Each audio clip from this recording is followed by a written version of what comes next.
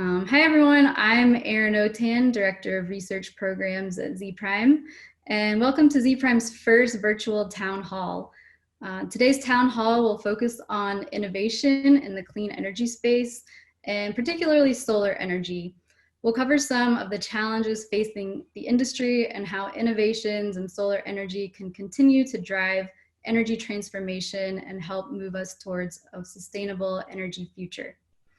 So before we get into the discussion, I'd like to introduce Debbie Brote-Giles. She's the Data Science and Innovation Group Manager at the National Renewable Energy Lab, NREL. And Debbie's going to give us a short overview of the American-Made Solar Prize that NREL is currently running. So welcome, Debbie, and over to you. Great. Thank you so much, Erin. Thanks so much for letting me speak for just a little bit today about the Solar Prize. As Erin just mentioned, I'm Debbie Brote-Giles, and I'm the manager for the American Made Challenges, where we have several active prize challenges going on right now. But today I want to talk about the Solar Prize. The Solar Prize is a $3 million, three-phase prize competition that is sponsored by DOE's Solar Energy Technologies Office, and NREL is managing this prize. The goal of the Solar Prize is to accelerate solar innovations and new solar businesses while really energizing the solar manufacturing and the solar market in the United States. So what makes the Solar Prize really unique, in my mind, is the support system that is around it. We have developed the American Made Network, which is full of incubators and accelerators and prototyping facilities and testing facilities and DOE's national laboratories like NREL. And this network is there to help our team succeed. And I'm really happy that to say that Zpryme is participating in this network with us. So thanks Zpryme for doing that. They're actually what we call a power connector. And that really means that they're deeply engaged in the program and they're helping to support our competing teams and they're helping to make connections so these teams can have a chance to win. And they're also helping us grow and build the network in the Texas and the southwestern areas. So yeah, it's really exciting working with them and all of our other network partners. But the most exciting thing that I want to say today is that you all have a chance to compete in the prize. We have wrapped up 2 rounds of the Solar Prize already, and we have 1 active round going on right now. But round 4 is open and ready for new competitors. So we're really looking for creative ideas that will help advance the solar industry. Submissions are due no later than October 8th. But don't let the October 8th date worry you if you haven't started your submission. There's still plenty of time to submit. And all we really ask for is a technical narrative that discusses your idea, why it's important to the solar industry, and we want to know a little bit about you and your team and what you're planning on doing. We also ask for a simple 90-second video, and that also just gives us a little bit more information about you and your team and the big idea that you have. So you really do have plenty of time, so please consider submitting and reach out to our network partners like Zpryme if you'd like a little bit of assistance. I'd highly recommend that because they know what, you know, kind of we're looking for and they can help you with your submission. We also love getting new creative ideas. So we love seeing new diverse teams as well. You know, we're in round 4 already. And so we really would love to see some new ideas and people join the Solar Prize from diverse industries as well. So bring your diverse viewpoints, bring your new ideas, and we're really excited to see what you can bring to the table on October 8th. Like I said, the deadline is the 8th. You can always get your submission in early if you would like. Just go to AmericanMadeChallenges.org to learn more. You can see the rules there. Of course, you can compete there and submit your submission. And thanks again, Zpryme, for hosting this town hall. So back to you, Erin. Thank you, Debbie. And I'll just add that you all are also hosting an informational webinar to give some tips and tricks for submissions October 1st. So two important dates to remember: October 1st, informational webinar, and October 8th, submissions are due.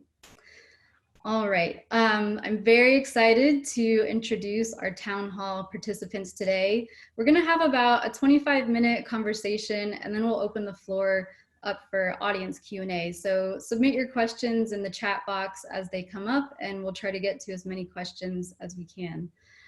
So please join me in welcoming Becca Jones-Albertus. the Director of Solar Energy Technologies Office at the U.S. Department of Energy, and Jigar Shah, the co-founder and president of Generate Capital. Thank you both so much for joining us today. It's great to see you virtually. Thanks for having me. Yeah, thanks, Erin. Great to be here. So, Becca, we just heard a bit of an overview from Debbie about the American-made Solar Prize. But can you talk a little bit more about some of the other ways that your office and the DOE are supporting innovation? Sure. So my office at DOE, the Solar Energy Technologies Office, supports research and development broadly with the goals of improving the affordability, the reliability, and the domestic benefits, such as job creation, life cycle impacts of solar technologies. We have this year a $280 million budget, which we dedicate to advancing photovoltaic technologies, concentrating solar thermal technologies, as well as technologies and platforms that enable solar to better support the reliability, the resilience, and the security of the grid. We have a variety of different funding opportunities, which have different requirements for entry, which are tailored to different stakeholder types and which are dedicated to different topic areas. So for people who are interested in learning more, really the best thing to do is to sign up for our newsletter, which you can find at energy.gov/solar-newsletter. And for typical funding opportunities, sometimes there's as little as a month's kind of notice between when we announce something and applications are due.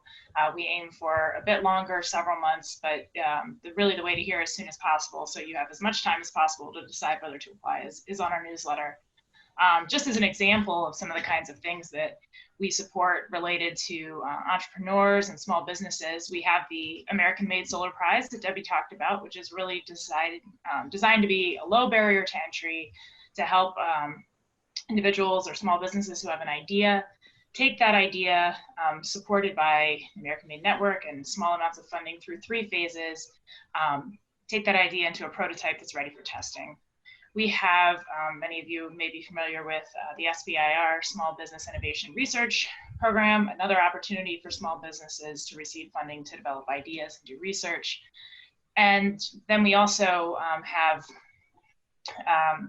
as another example of programs, we have our larger funding opportunity announcements, which we call FOAs, that vary in topic from year to year, but they have longer application cycles. It can be 9 months from the time you apply to get funding, but opportunities to get up to several $1 million, to form teams and work collaboratively with universities, national laboratories, and for projects that can last from 1 to 5 years. So again, our newsletter, you can sign up on our website, is the best way to stay in touch, because we really have a lot of things going on tailored to a lot of different topics. Great, thank you. And Jigar, it's not really a revelation to say that innovating and building a successful business can be difficult. But what are some maybe more specific barriers to innovation in the U.S. and particularly in the solar and clean energy space? No, it's a great question. I think,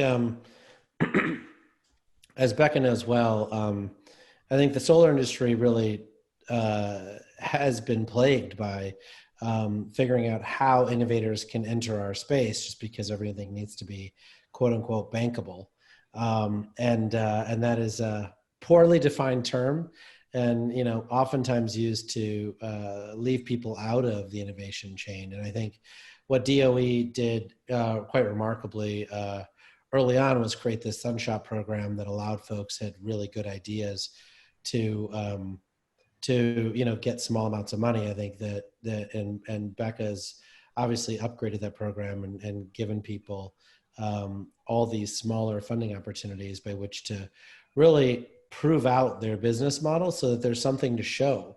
So it's not just an idea, but here's where we tried it and it worked.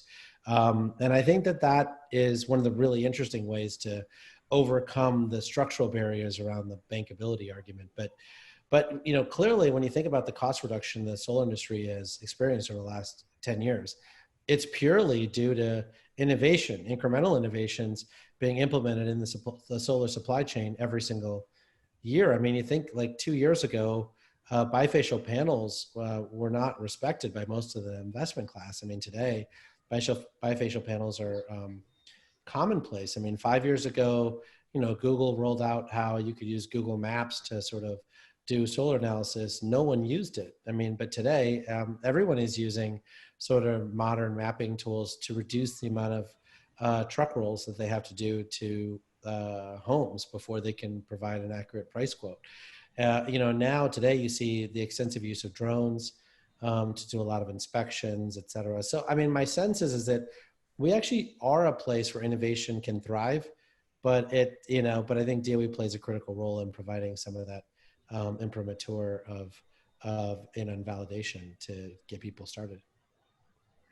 Yeah, I think you mentioned a few, Becca, already, but how do you see innovation sort of providing pathways to overcome some of those barriers? Yeah, well, as Jigar touched on, I think the solar industry moves incredibly quickly, and so being able to move fast and being able to move really effectively are key to getting and innovating quickly enough to make an impact in the market. And so at DOE, the funding we provide often comes attached with milestones and metrics that folks have to meet and real validation pieces. So you have to hit a critical milestone. You have to validate that, by a third party to really demonstrate the progress and to do it on a rapid scale. One of the things that we're doing with the American Made Solar Prize that I'm really excited about is the American Made Network that Debbie mentioned. And this is a way that we're trying to support our innovators in moving as fast as possible. Because when you have a great idea and you want to get that great idea to market, you don't have typically everything you need. You are going to rely on other resources and connections to get from idea to product on the market. And how quickly you can make those connections and make the right connections can make a real difference in the speed of innovation.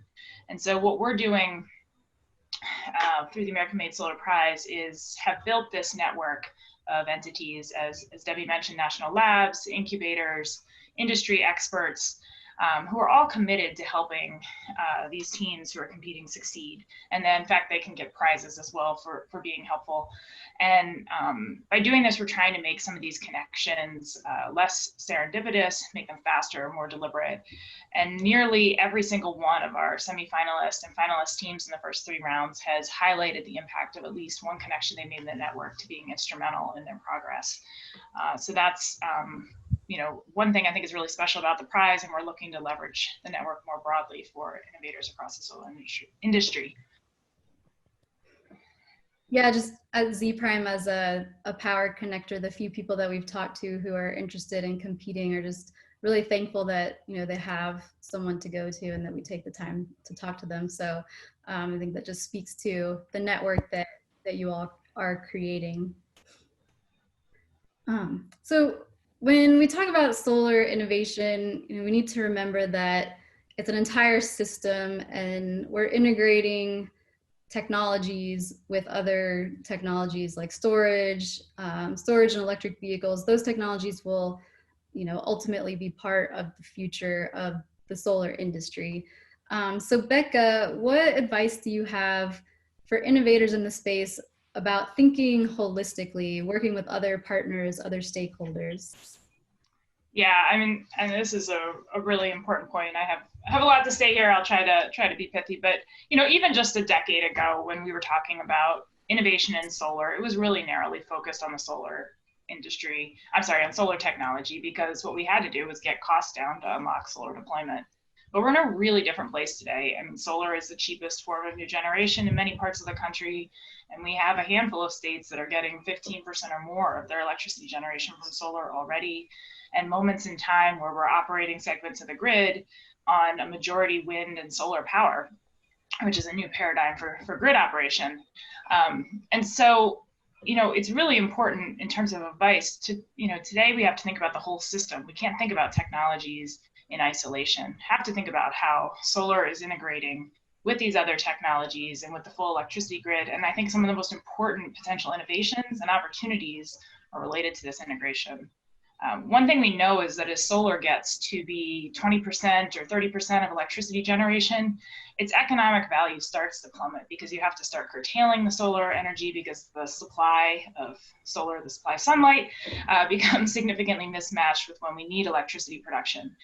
And so solar needs to be integrated with storage to shift the supply. It needs to be integrated with flexible loads, be that EV charging, smart HVACs, other controls to shift demand for energy to make this supply demand balance work so that solar can preserve its economic value.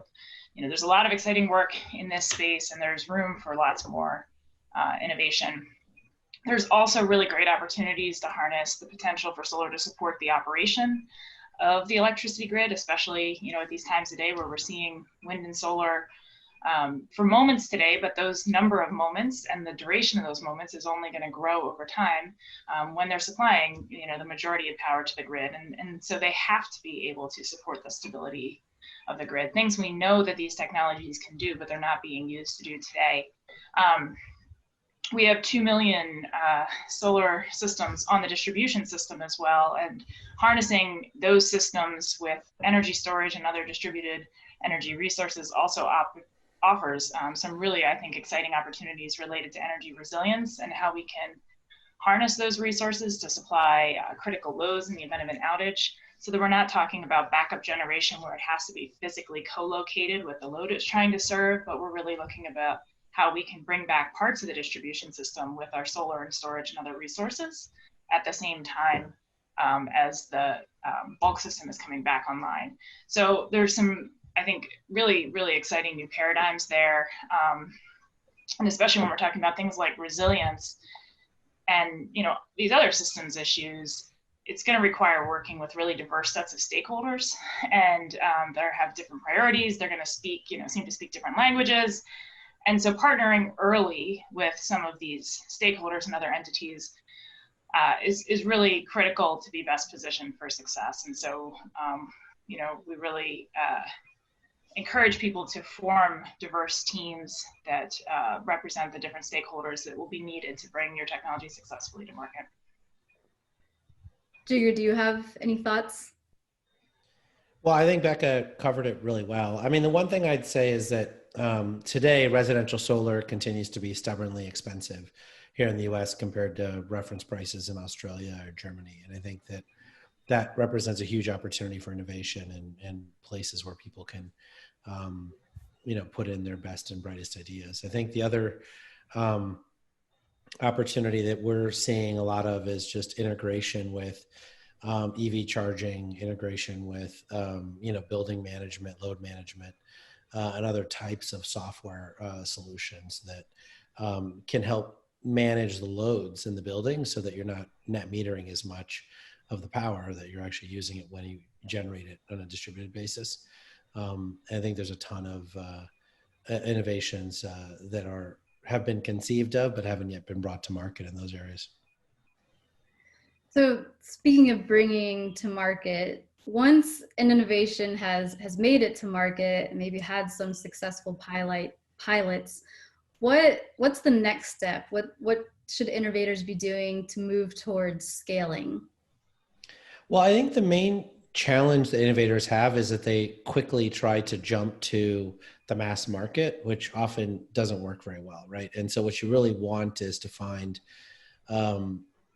motivated development partners that help bring your technology to market. So for instance, there were a lot of technology innovations the last few years around carports. There were a lot of innovations around integrated solar plus storage designs. And there are certain parts of the supply chain who really love that stuff, right? There are like, of the thousands and thousands of companies in the US, there are 10, 20, 40 that really specialize in providing custom solutions to customers in those areas, right? And so find who they are and really work with those people to show them the pilot results and then have them help bring that to market. And, the margins might be slightly lower than you would want if you went mass market, but you'll be able to really, get your scale up and your cost down with folks who are frankly very passionate about bringing your technology into the marketplace.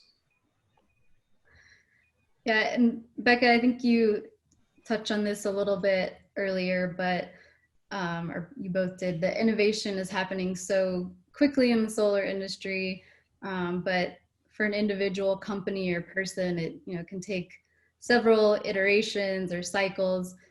So, can you talk a little bit more about how the Solar Prize supports accelerating those innovation cycles?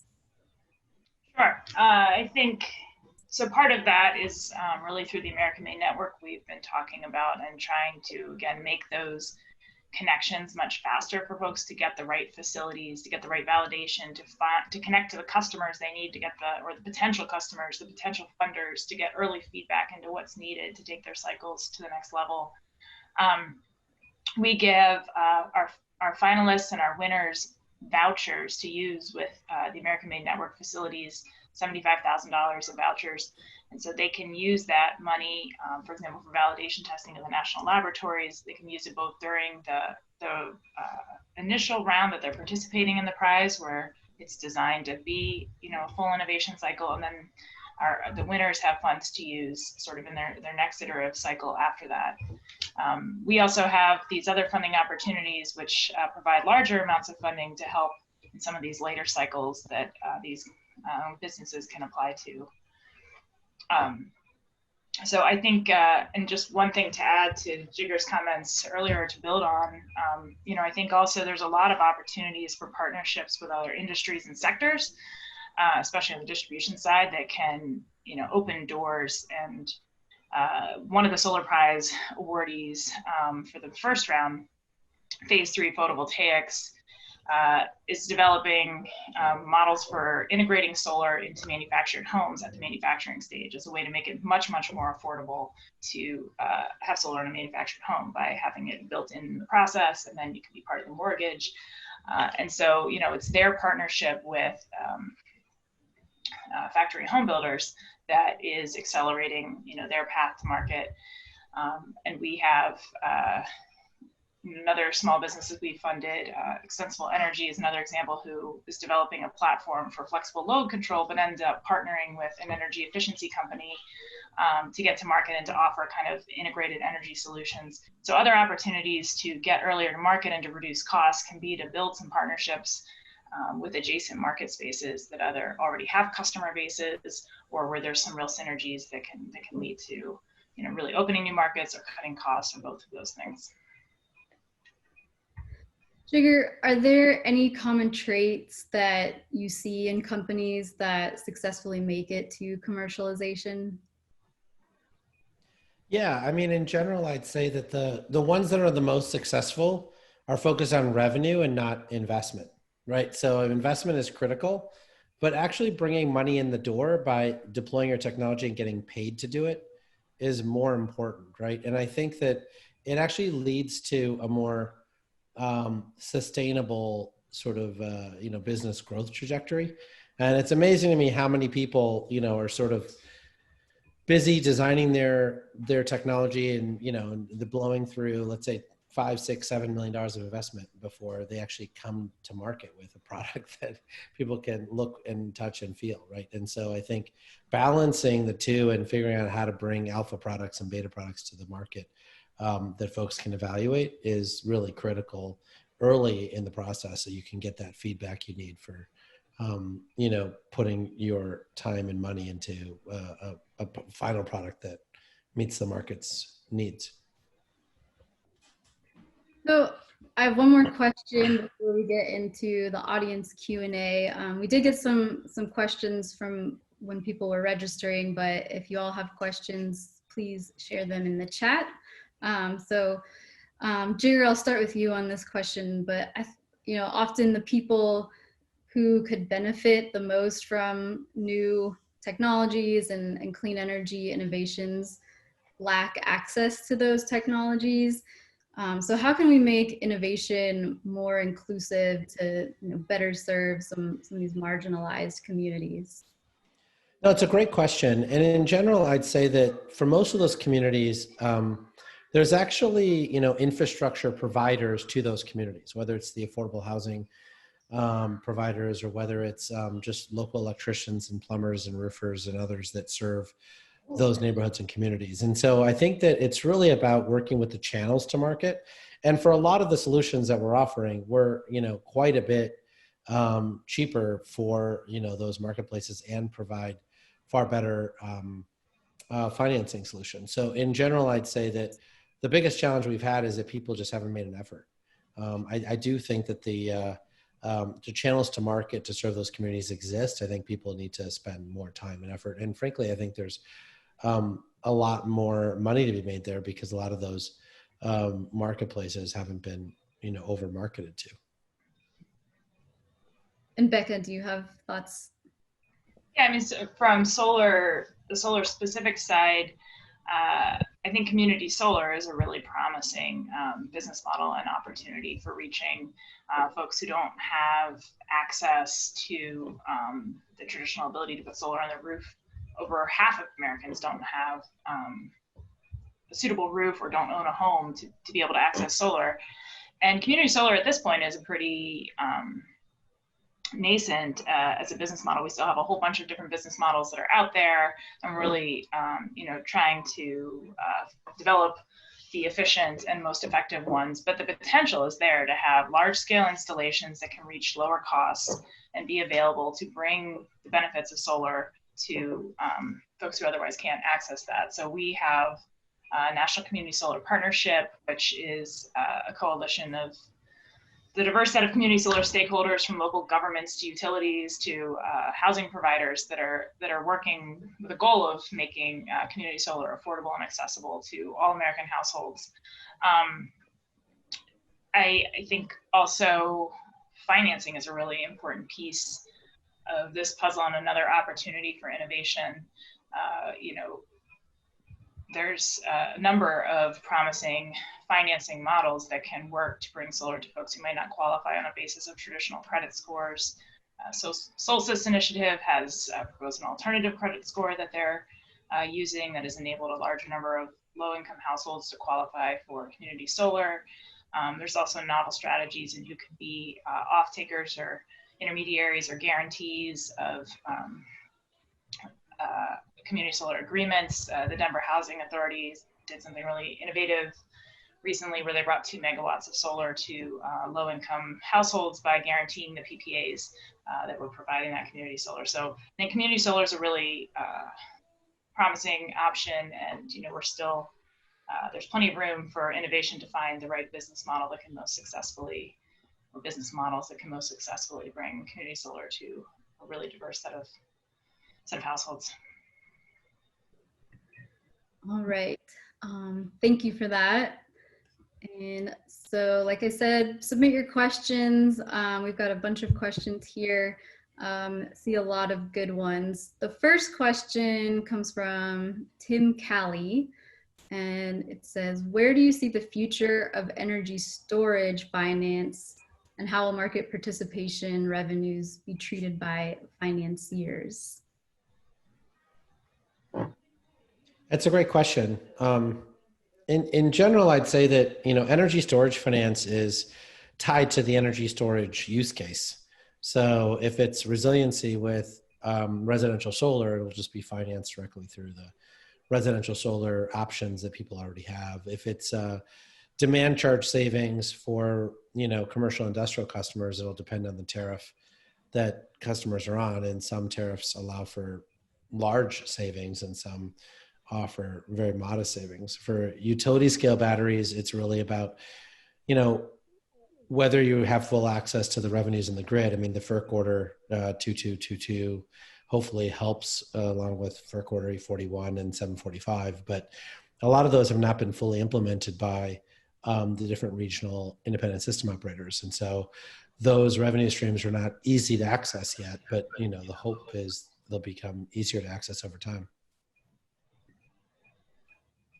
All right.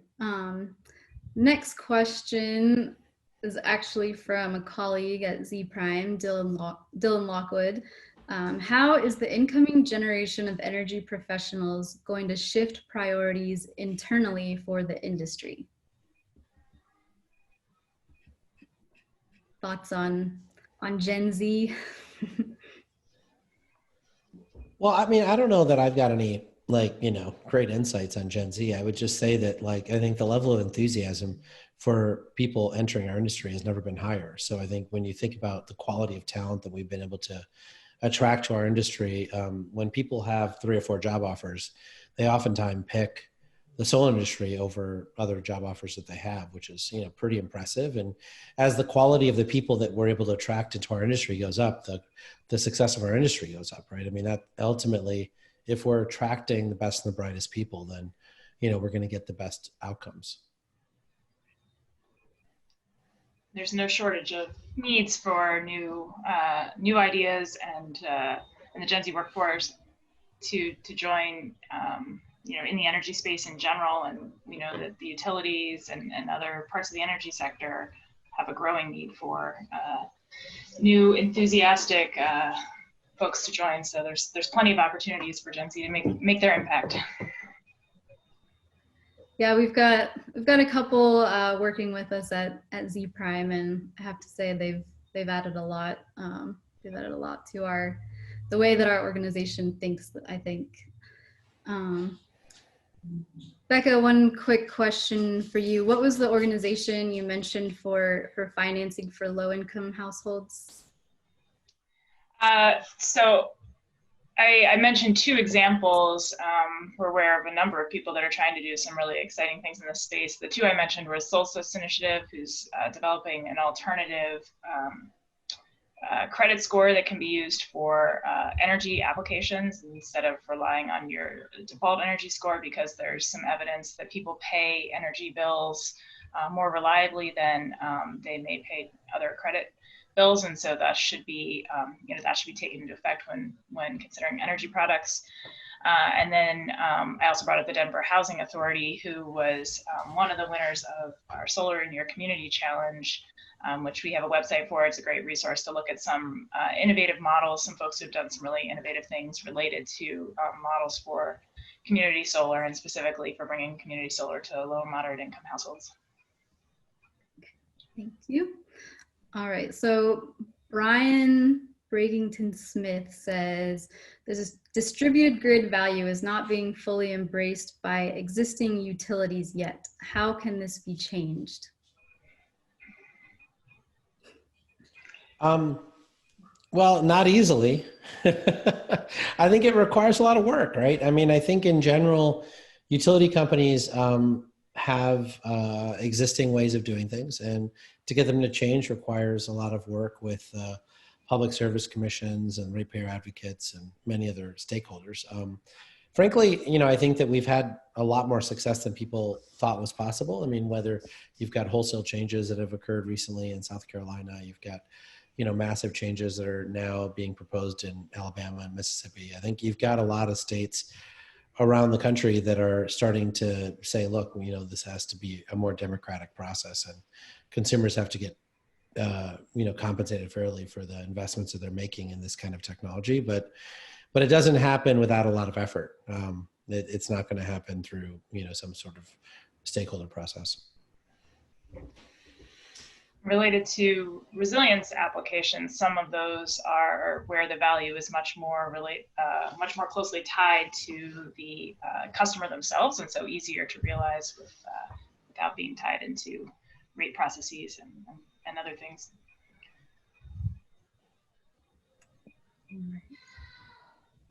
All right, we've got one from Arig Bagdasarian.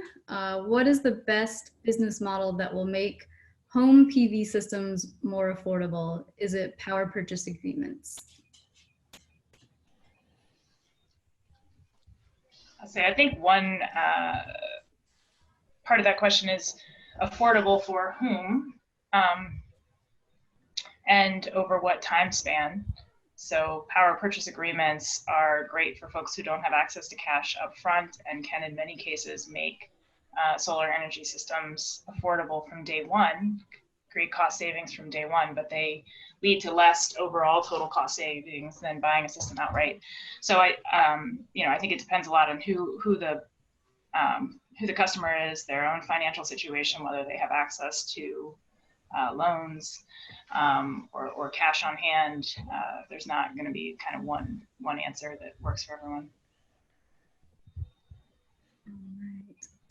Question for Jigar: which states appear to be ahead in the 21st century when it comes to regulation?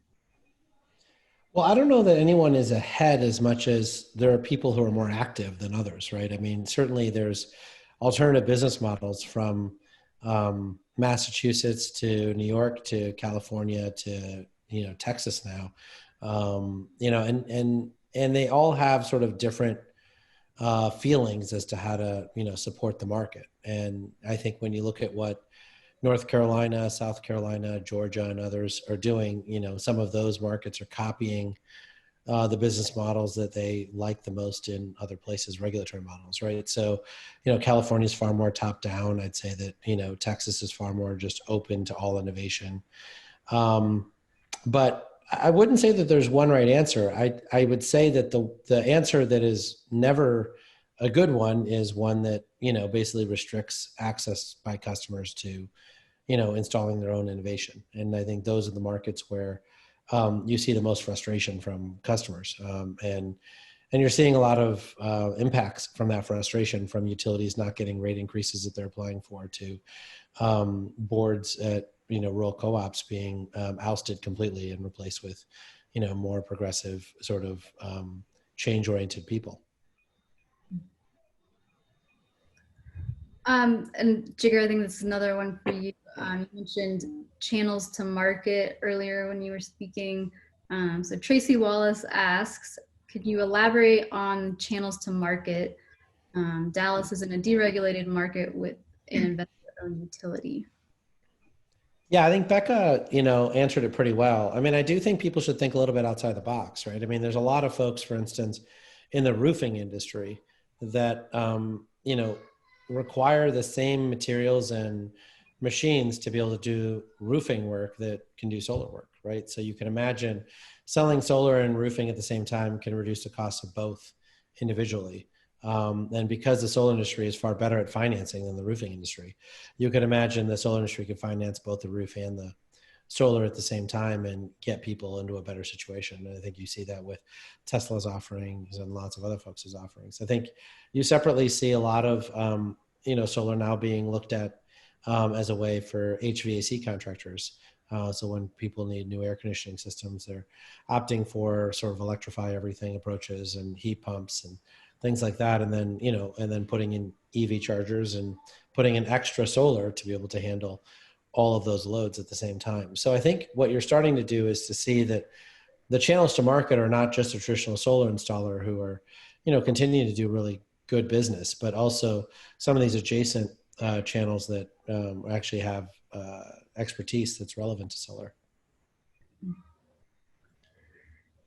Ken Waltz asks, given that solar manufacturing is very capital intensive, taking place in massive factories, what are strategies for startup companies to crack into that supply chain?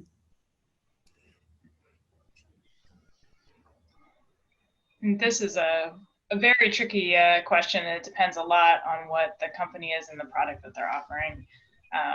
Thinking about our Solar Prize, again, we had the other winner from our round one contest, Solar Inventions, had an innovation with solar cell technology. And so they've been able to leverage the existing very inexpensive solar supply chain to add their innovative component, and then to partner with US module manufacturers to bring their technology to market.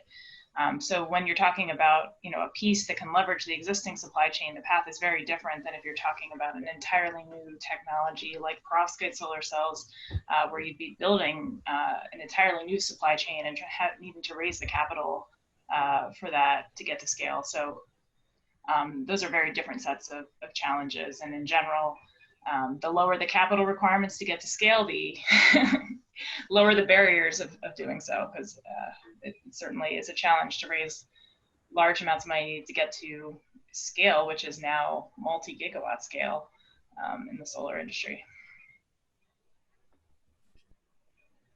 Jigar, do you have thoughts on that one? No, I thought Becca covered it well. All right.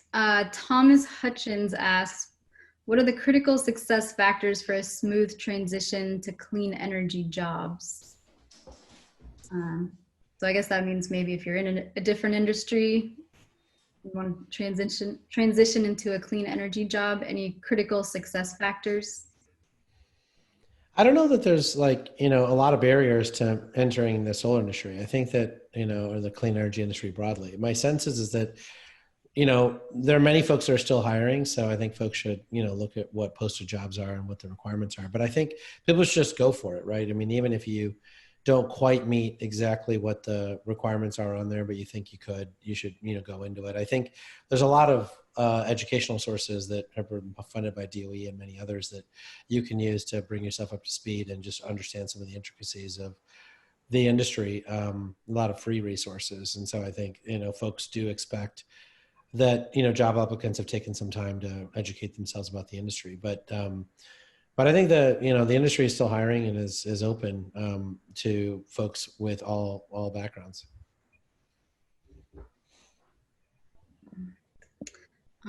Dan Feed asks, how does weatherization fit in with plans like Rewiring America's Electrify Everything plan? Well, I mean, I think that when you think about weatherization in the past, right? So in the 2009 era stimulus bill, you had a 10x increase in the weatherization budget. A lot of that money was used to weatherize 1.2 million homes, I think very well. I think a lot of what you're seeing is moving into the next phase of that if, a stimulus bill is passed, is that a lot of folks are looking at replacing appliances and moving, customers from natural gas to electric as well during that process, mainly because there's a lot of revenue streams associated with that, right? When you think about the new FERC order 2222, like you now have the ability for a lot of these IP addressable appliances that can be remotely controlled to participate in, distributed energy resource markets. And so you could imagine it being a lot more profitable for people to have appliances replaced as well. The other thing you see in the Electrify Everything piece is that, a lot of these older homes are the ones who are quite proud of the fact that their, Sears appliances are still working from the 1980s.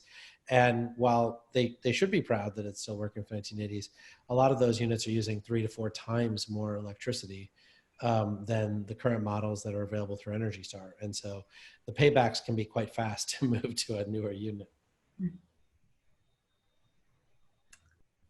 All right. Emily Evans asks, what do you think is the most critical thing in bringing scientists into the entrepreneurial ecosystem? And how can we best support them in making the transition to help them be successful? There are a lot of things that don't come as a part of your training as a scientist that are critical to be an entrepreneur. How to talk to customers, how to develop business plans and business models. So getting, some basic training or skills, and there are a number of programs that are out there to support scientists who want to make an entrepreneurial transition, but there's also a lot of very willing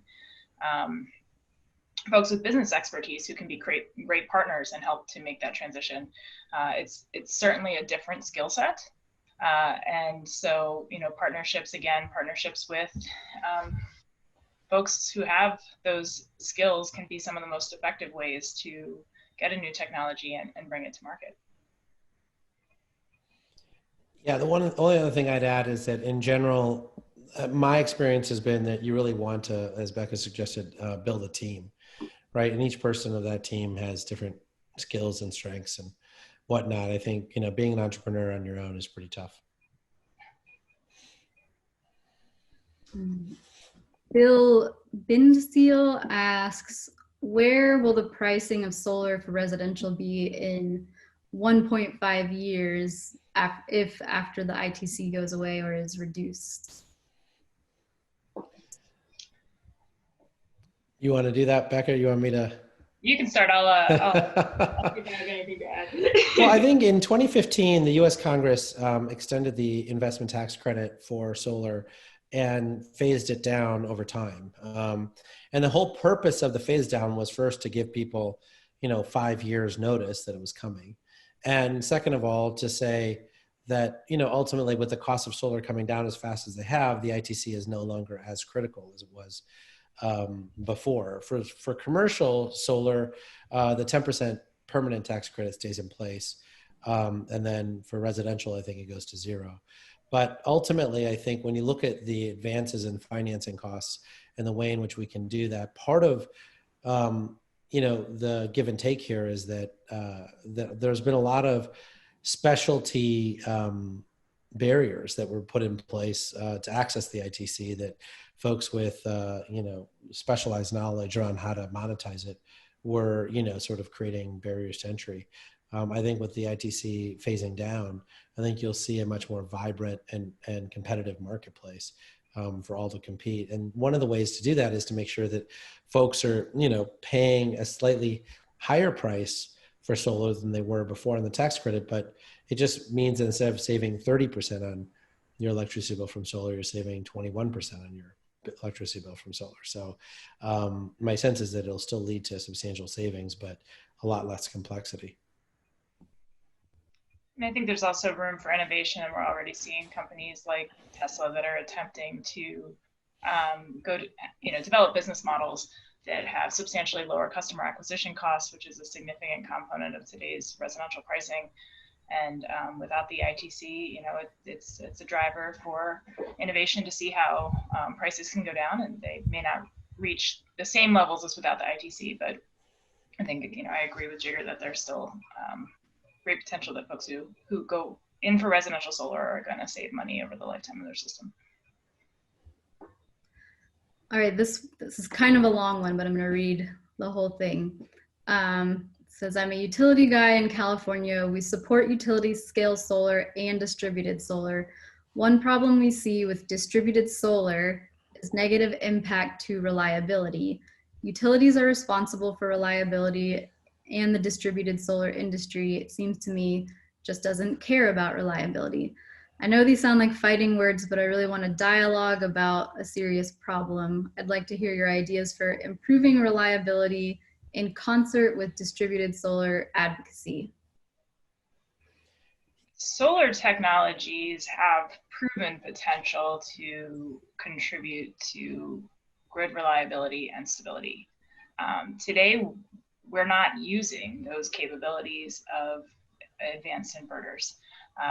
You know, utilities need to gain confidence in using them. There need to be business models that would reward usage of the capabilities of power electronics to support grid stability. And so I think there's tremendous potential for solar, especially coupled with energy storage, to be an asset to the distribution system, but it requires a completely different paradigm from how the grid is operated today. It requires rethinking everything from protection to operation, to understanding how to digest all of the data in order to see what the production of these distributed assets is at any given time, which most utilities today cannot see the production of the solar assets that are on rooftops. They have to sort of guess based on what the data that they do have. So we need a lot more data. We need to change operational paradigms, but the technology potential is there. It had, you know, it's been proven. There's a great study with CalISO and First Solar that showed that, you know, inverters can perform critical grid stability functions. There's been some tests in ERCOT, and now the first solar plant in Chile is going to actually be doing some grid stability functions. So the functionality is there.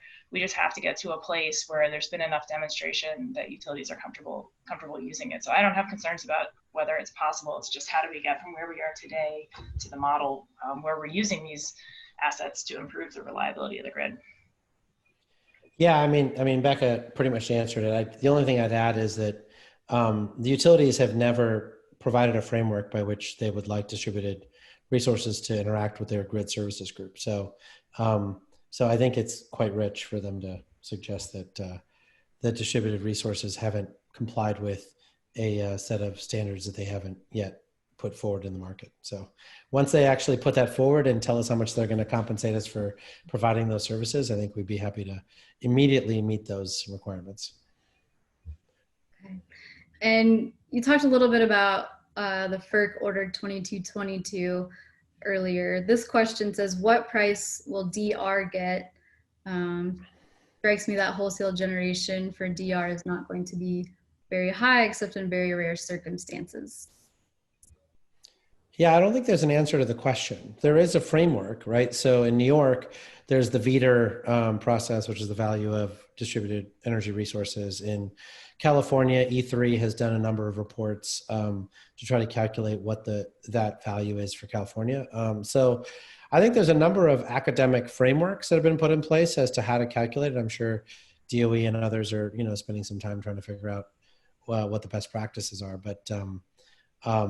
But I think that's going to have to be adjudicated by each individual public service commission and subsequent ISO as to how they want to do that calculation.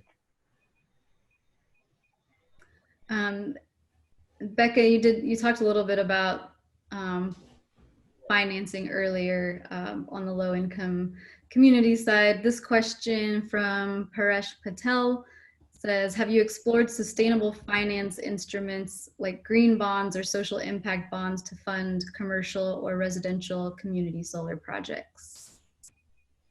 Or do you have any thoughts around those types of financing? Yeah, Jigar probably has more articulate comments, but we're certainly funding folks who are looking at using green bonds and other funding mechanisms to develop sustainable funding models. And I think, we're still looking for that model that's widely applicable, that can be borrowed upon and will be a resource for the large number of entities that are trying to take this to scale. Yeah, no, I think the question was on community solar financing. Community solar or residential? Residential is pretty well taken care of. I think there's some soft costs that we have to figure out, but I think when you think about the breadth of financing opportunities from, loan products to PPA products to others, I think they're all there. I think on the community solar side, I'd say the biggest challenge is just figuring out all the different micro rules in each state. So, you find things like consolidated billing is really valuable and helps you save a lot of money on figuring out, how to do subscriber management. Community choice aggregation is something that, is starting to be used to do some of the community solar subscriber management. I think, some of the paperwork requirements with the utility are quite onerous and, should be mapped to be more similar to what retail electricity providers have to do. So I just think there's just a lot of like one-off solutions that are being imposed on the industry that have to conform with what the electricity industry broadly knows how to do already. And that'll bring costs down, tremendously, and then bring the amount of volume of community solar and the financing cost down as well. All right. Question comes from Brian, says, what are your thoughts on utility convergence? Utility convergence with the solar industry? He didn't elaborate, so I'll say yes with the solar industry. My sense is in the past, utility companies owning solar companies has not gone well for utility shareholders. It's just a different culture. Certainly holding companies of utilities are very large owners of solar assets, from NextEra to Dominion to Con Ed to Constellation, or Exelon. So I think there's plenty of people who are investing in solar assets, but I think the development of solar projects and some of that activity has not worked well within utility ownership models to date. All right, well, we have just about 1 minute left. So Becca, Jigar, do you have any closing thoughts to share with our audience here? Becca, I'll start with you.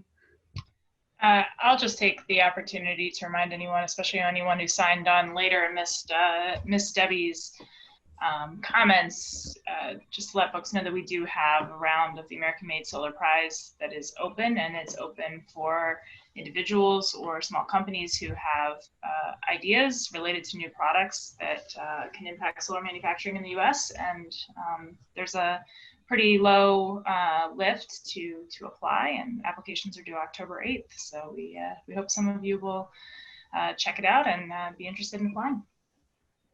Thank you.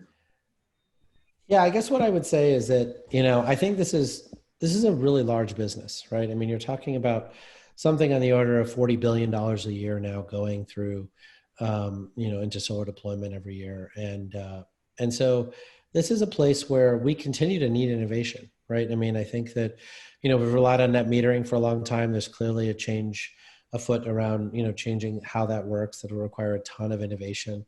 I think there's clearly a lot of integration issues with EV charging, a lot of integration issues with smart home technology and others that is coming. And my sense is that the solar industry is one that is prepared for change, a lot of change, and embraces it, frankly, because every 18 months we seem to have a new product set to deploy and to get trained on. And so it's the right place for innovators to spend their time. I think there's a lot of wealth creation to be had, and I think the government and others are working in concert with each other to help entrepreneurs make the most of their innovations. Well, Becca, Jigar, thank you both so much for your time today, for sharing your insights with our audience. Thank you to NREL and the Department of Energy for making this discussion possible. And like Becca said, check out AmericanMadeChallenges.org, get your submissions in for the Solar Prize. And that will do it for us today. Thank you all again for joining, and have a great rest of your Tuesday.